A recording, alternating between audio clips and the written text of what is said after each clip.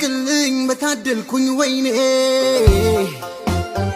ካንተ ውጪ መኖር አልጥማለኝ እኔ ሳትሰተኝ ፍቅርህን በቁና ሁሌም ውድሃለው አባቴ ነህና ልጄ ብለህ አባ እንዳላቀፍከኝ ምነው ታዲያ ዛሬ ከጎን ይራከኝ